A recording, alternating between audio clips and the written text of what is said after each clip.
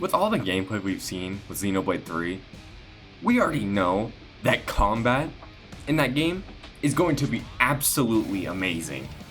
So allow me to just completely gush about that combat system. I was about to say, allow me to demonstrate, Violet's crit quote. I don't know why I was gonna say that. I guess because, playing 3 houses or 3 hopes, all that, and just, got 3 houses on the brain. So therefore, Violet. I got the Fire Emblem and Xenoblade brain right now. So I don't know where exactly I should begin. I guess just with the whole arts and just how many we have. Because Anel did the math, which is not insanely hard math. It's just you add numbers and do some multiplication and that's it. And just the amount of arts we have. So basically you have your 3 arts as your character, plus your talent art. Then you have your 3 master arts. Then your 3 fusion arts that link with your normal arts. Then you have that character's 3 Ouroboros arts plus their talent art for that Ouroboros. Then the big thing about all of that is you multiply that out by 6 because you can actually switch characters on the fly in combat, which I think there's maybe an art thing I'm forgetting, maybe not, but I think the grand total is 84 arts at one playable time that you can have just to mess around with is just insane. Plus, art canceling and all that, which I feel is gonna be really nice because let's say you're playing as a Kevis character, and my biggest concern was oh, the cooldowns are gonna be too bad. If all your arts are gone, I'll just switch to an Agnes character or switch to a different Kevis character. Which doesn't matter, it's not the Kevis character is all the 3 Kevis characters have the arts work that way. It's just the class. So Sword Fighter for everyone has the cooldowns based on time, while Zephyr is the auto attack arts, which I feel the most optimal thing is just going to be have the entire team be Agnes arts, unless cooldown arts are have insanely good abilities, and you can make them just be 1 second or something. Then I feel there could be a use. But who knows? The game's not completely out yet, so I don't have the right to judge off of that. Which, speaking of art cooldown, they said nothing about the direct, which I'm kind of surprised on. I mean, they kind of did, say, oh, you can cook items, but I'm surprised they didn't go a little bit more in depth than that. But pouch items are back, which I feel is just gonna be insanely nice. There's I think a few we've seen. There's experience. You get more experience from Gaddle, which that was never a problem with me in both Xenoblade games. I got to max level just kind of naturally because I just enjoyed the combat, especially in Xenoblade 2. Especially 2, I would just keep playing the combat. It just never felt like grinding in those games. It never felt like that because the combat's just so fun.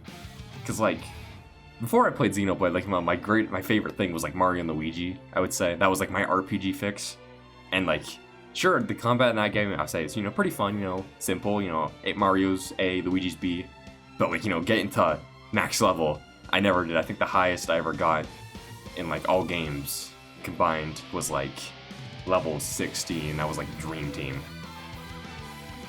But that's not important. I don't know why I went off Mario Luigi tangent. Maybe I'm just sad that Alpha Dream's gone. Anyway, let's just back on hype, happiness, Xenoblade 3, combat. The cooldowns, I feel with the effects of pouch items, they were not gonna be that bad.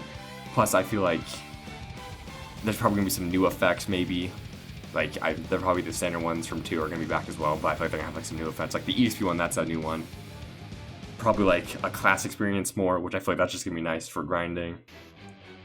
Money more, get more money. You eat food, therefore you get more money, which is just kind of funny. Probably just arts damage, arts recharge, 2. There's probably gonna be no special recharge. Or actually, no, that's not true, because you can have it be talent art recharge, the talent art recharges faster, or just recharges kind of slowly on its own without doing that. Which, speaking of that, it looks like each class depends on how your art or your talent art recharges. Because with attackers, it just looks oh, if you're just in certain positions, they just charge better. While defenders, I guess the longer you defend, the more of your talent art fills. And then with healers, I think it's just the more you heal and revive people, you'll fill that up. Which, speaking of reviving, I'm not sure how to still feel that just healers are the only characters that can revive and party gauged, or I guess not really party gauged anymore, it's called the chain attack. I guess bar or circle now because it's a circle, and that just used for chain attacks, and all healers are the only ones red, which I guess is the only way to like trying to balance healers. But I feel like crit healing is a thing in this game, and there's the Encursor class. I feel like it won't be a problem, or maybe it just could be a skill issue that like for casuals you're always gonna definitely need a healer because you're gonna revive. But if you're no good at the game and can beat it fast, you don't need it, which is actually just the same problem with other Xenoblade games because you don't need a healer still. I don't know. I don't know what their really choice on that. That's the one thing I'm a little questioning about. Maybe just like playing the game, I'll understand it and it'll work out. Plus, having 6 characters on the field, so I guess having one character be a healer and just protecting them, it won't be the worst thing. Not as bad as my fear was at officially learning about it, but I feel like it'll be fine. I guess I can go a little bit in on classes because, there's like, oh my god, just the amount of classes that we've already seen is just absolutely insane. Like, just from each hero character will give a class, and not just like, oh, Riku is gonna only give his class just to Noah because like they're our homies or something. No, they literally give their class to every single character in the party. So like there's gonna be an optimal character that has the best at using that class, which gonna be good for combat, and how that you can master that class and gives you the master arts which you can use on different classes, which just gives you more customization. It's just like, oh my god, the customization in this game is gonna be so insane, and I just can't wait just to learn or just to see like the speed run for this game, because I feel like, alright, what's the quickest way to master this class, because this has a good art on like Mio, and Mio's this art essential for beating this boss, but if I could spend that time on a different class to get like a better art for like a later boss, it's just, I feel like just Xenoblade 3 speedrun's gonna be fun to watch it for the combat side. I don't know how long the game's gonna be because it's not really fair to go off of. It probably, I feel like, I'm guessing, maybe the same time as 2. I mean, we don't know. It's not really fair. I don't know why I talked about length of game. I'm gonna throw in so many hours, hundreds of hours. Literally, like, at the end of the year when it shows like Nintendo posts like their little thingy, like your game stats, I feel like just July 29th, it's just gonna be like played the Nintendo Switch for 24 hours for me. Anyways, back on track. The classes, I'm super excited just to mess around with that, and I hope we get that somewhat early. It kind of looks like it. I'm guessing off the trailer, like in the Gower Plains like area. I think it's called Milk Meadows. Yeah, it's Milk Meadows. Okay, but it looks like we'll get it like, pretty early on, at least just for the main 6. And it looks like it's affinity based, because like, okay, that's, I mean, fine. Affinity was kind of a pain in Xenoblade 1 to get, because like to view heart to heart, that's all optional. While this seems like it's gonna be way more somewhat mandatory, but I hope it's like not take for as long with how 1 does. Because like with Xenoblade 1, if like you just play the game with like your 3, you'll get to like max affinity like pretty fast, but like I don't know, it's just a weird thing. I'm sure it'll be fine. Maybe there'll actually be like a pouch item that says infinity more, so you can easier to get affinity with those classes. And I think for the hero characters, you have to like to beat their quest, I think, to get their class for everyone, which I think that's definitely going to be how like the Blade quest equivalent in this game, which is that's gonna be cool. That's gonna be nice. I can't wait for like the Juniper and like Alexandria and like just everyone's Blade quest, Riku's especially, because funny not fun voice. Can't wait for that.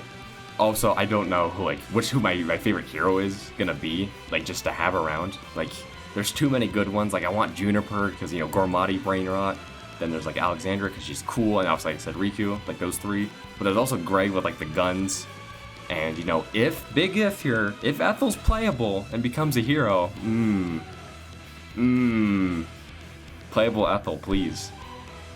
That'd be cool. Which maybe she's playable, because I think there's like a clip. Actually, no, I know there's a clip. There's like has Senna with like her weapon, so maybe either A, Ethel's a character, a playable hero, or B, from beating bosses you get their class, which that also could be kind of cool. Like even like all the boss characters. Actually, imagine that like we get like, I don't want to say this, but if we have to fight the queens and we get like their staffs, or the staff and scimitar, that'd be cool. I've been kind of not talking about it because I want to say that towards a little bit towards the end. But master arts, and not particularly master arts, but like the fusion art mechanic, I'm extremely interested about how that system even works. Because like, alright, you take two arts together, you put them together and use it once. Okay, that's simple. But like, thinking of the combinations and how that works, what if you use like, let's say, a break art with a topple art?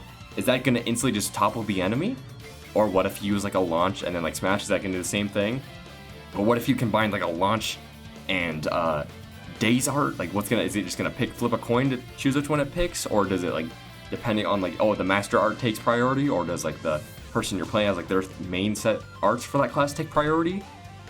Or is it like, if you can do cool things and make new combinations, let's say like an art that just, damage ratio with a healing art, does that just make, depending on the damage ratio of that art, heals the entire party? Kind of like, I forgot the name, but there's like an art like that in Xenoblade 2 on a Bitball kit.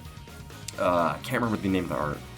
I think it's on Zeke. I hope that it's not Pulverizing Dunk. I know it's not that one. Or maybe it is Pulverizing Dunk. No, Pulverizing Dunk is like a topple damage. It just has an insanely low cooldown. And like just a dummy art. Just thinking about that, whether the fusion arts like combine both effects into one, or does it like come up with a new effect, like the healing damage ratio thing? Or because like some combinations are gonna be kind of weird. Because like I said, the launch and Days combination, how is that gonna work? Is it not even possible to have like a master launch art? Which I feel like that's maybe their way of getting around it, but I feel like that'd be kind of weird. I don't know how that's gonna work on that end. And also just basically, if you can have a healing art on a master art, like they say in like the direct, I feel like if you can master art with like, like I said, the cancel art or whatever, like just do more damage and it just like the ratio, I feel like you're definitely not gonna need a healer if you know what you're doing. So like, maybe healers are not gonna be that essential. Also, the good thing about this, I feel like, if you can have the master arts on everyone, I feel like healers are gonna be a little better. I know I've been kind of dogging on healers, saying they're gonna be not the greatest, or if you're playing the game, which if you're playing the game, you know what you're doing. Healers aren't always not the greatest unless you're like Crossette or Fiora from 2, because you're stupid, have dumb abilities, and just good in the speedrun. But if you can just have like 3 attacking master arts on, that I feel like you're gonna be fine. And also like the fusion arts. Oh yeah, speaking of, wait a minute. With like the rings, like because like there's like the auras. I wonder if you can combine auras, because I think Uni has like an art like power ring and healing ring. So like obviously can like you master art those together, and like fusion arts, so like a healing power ring. Or if you have 2 arts of like the same effect, like let's say 2 back attack arts, will that combine that and just do double damage, even more insane damage? Like if you just have the same effects, so the art will just do more. And like the evasion arts are gonna be insane, because Mio, the evasion tanks are always busted. Does the evasion like get applied to the art that you're using with that, like the new art? So like you can just pick an art with like a long animation, like I don't know, Nachi, you can't master art a talent art, imagine if you could. But like if you have a long art animation evasion, I feel like that's just gonna be insanely good. Or if you just have 2 arts that are evasion, do you just get like, for a short period of time after the art ends, you're just invincible? Or maybe it's just a straight invincibility, and you just heal or something. Or evasion heal. Each time you evade, you heal or something? Or, I don't know, there's so many ideas that like, I have for these arts, and I just cannot wait to get my hands on that system and just mess around with that. Because I feel like, obviously I'm going to want to know what the story is going to throw, because that's going to be a big thing. I'm just going to basically want to just keep playing the story. But I feel like there's just going to be points where like, alright, I just want to go out in the field and just get all these master arts with everyone and just try out that and see how they work. Because that's just a big thing, I feel like, with combat. Which also, the fusion arts lead into, like, each time you use one, it like raises your level, I think, or like, kind of like how the special meter works in 2, raises your Ouroboros level, and that's how you activate your Ouroboros, which is, gonna be cool in doing insane damage. Which, super fun. That sounds really a super fun system to do. And it's kind of interesting that's like not strictly HP based, where like it's just a meter, and like depending on like, you use arts, it raises the meter, or if you get hit, then it raises the meter, and once it meter's like full, or you cancel it, then you lose it. I kind of wonder though, if you cancel it premature, do you still get like Ouroboros meter left? Let's say you like use, I think the highest I've seen is like level 3 Ouroboros, and I use it halfway. Do I still have at least like I don't know, halfway to like 1.5 meter, level 1, like fusion meter, whatever the level thing called. I don't know, can't remember what it's called. I'm just all over the place about this combat system. And also, like, what happens if, like, if you just let the meter end? Is there like a point to it? Because like you get punished. Like, let's say the meter ends, like you just die on the spot. And speaking of dying, what if you're like your Ouroboros partner? Let's say I'm playing as Mio and Noah's dead. Can I still Ouroboros or can I not? Or do I have to at least revive him with, like, I don't know, Uni? And also, speaking of that, will healers go out of their way to revive people if you're not playing as them? Because, and like Xenoblade 1 and 2, healers or the other party members will only revive you if you're down, and then you have to revive everyone else.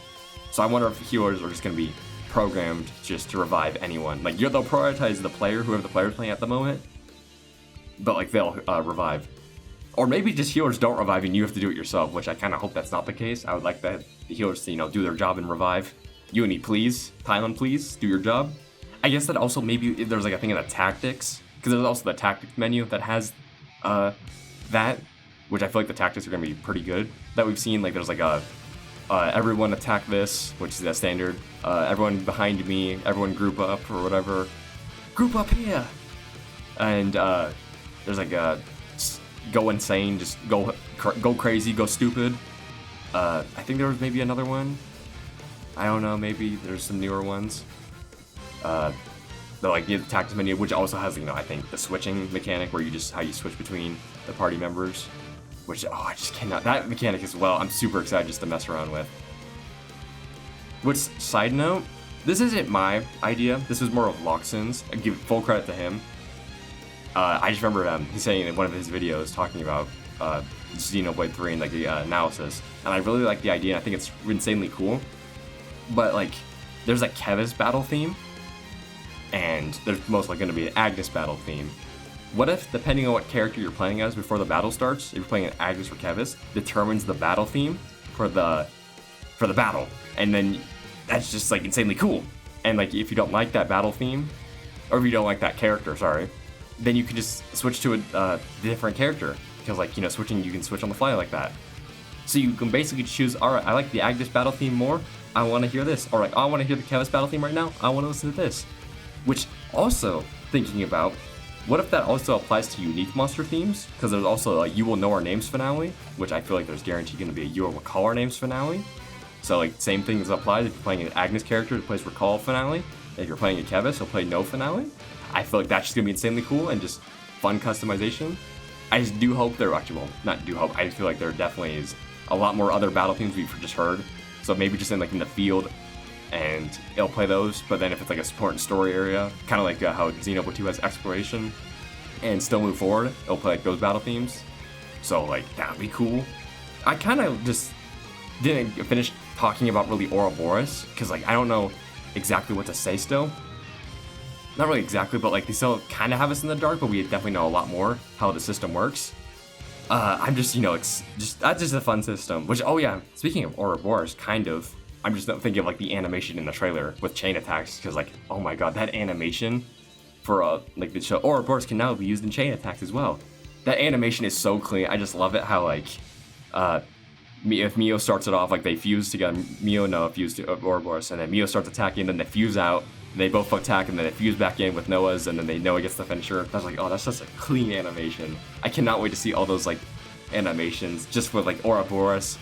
Also auto attack animations, because like, we have no idea how many classes there are. And plus, just know I have the main 6 and how each character has different animations for like auto attacks for that class. And maybe some animations will overlap, or maybe they're all just unique. And just the amount of detail that goes with that. Because I know with just Xenoblade 2's auto attacks alone, so much of like their character personalities are just thrown into the moves, just with auto attack animation, and just also like the names as well. Like fun details. I just love how like Zeke's are always over the top names, and then like Nia's are like animal based, and I guess Morai's are more like kind of elegant-y, and then Rex are just kind of not generic, but like I like actual attacks. You would think, oh yeah, sword bash, you know, anchor shot, wide slash. That sounds like, you know, a Rex art. I think that actually isn't a Rex art on one of his kits. I don't remember. Chroma Katana. That's just the guess. But I just, you know, that's a fun detail. I wonder if they're going to kind of do that with 3, where certain character naming schemes, how like lawns are all kind of over the top or something, Tians are all like big brainy or like calculated or something. That'd be a fun little detail. And just also the animations, just personalities. Love how Models does like, you know, how we show you the character's personality, not show, not tell. I kind of skipped over it, but yeah, chain attacks. We've seen like a little video about how the chain attack works, which also that video that Monopo posted, you know, that could be still move forward motif. I hear that. Agnes Battle, please. I want to hear that. I want that song so bad. But like, the chain attack looks kind of, I mean, I'm definitely interested in how it works, like how the whole point system, like I think it's like tactic points and how you get those in battle. And like, if you get over 100, then like they do the finisher. But like, what's stopping me from just picking all the lowest numbers so I have the most opportunities to attack? Or is that you have a turn limit? Like, you only 3 people can only attack, and like maybe that's it. I don't know. And I think it's only going to be a 1-round thing like that.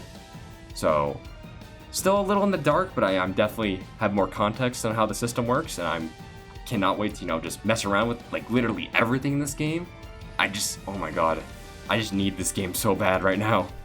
I think that's all I kind of really have to say about the combat. Ain't no one Nell where I can give like, you know, my full combat advice, like, oh, this character's gonna be busted because of this. I mean, I kind of can. I know in Cursor class is gonna be stupid because critical hits have always been dummy, and character that can get more is just good. Evasion is just always good, things like that. So I know, you know, kind of the necessities, that like what's good, what's bad, but I ain't no like a Nell tier where I can dissect literally everything and say, all right, this is good, this is bad. Which I think Nell does have a combat video posted about like the combat in Xenoblade 3 from just off the direct. So if you want someone who knows basically everything about Xenoblade 2's combat, you can go look at that. Because, you know, he's the combat Xenoblade guy. That's what he's become, thanks to his, you know, like blade guides for 2, because, you know, 2's tutorials weren't the greatest.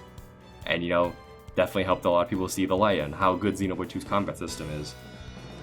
To close this off, I'm super excited, like I've said, throughout this entire video. I can't wait just to mess around with like master arts and the whole class system and see like which characters have like the best class, and all like the fusion arts and Ouroboros, just chain attacks. Everything just looks so fun. And even like the side things, like seeing like cool animations with like the finishers, the talent arts, and just auto attack animations. Like, I know just with combat, I'm gonna throw in so many hours. And especially with Challenge Battle coming out later in the year, that's just gonna even add more hours upon the game. That this is just gonna be absolutely amazing. Just, God. They really just outdone themselves. They took Xenoblade 2's combat, like that was already perfection, and somehow just threw in more customization, and just most likely, the game's not out, so I can't say with like 100% confidence, basically like 80% confidence that this system is probably going to be better than 2's.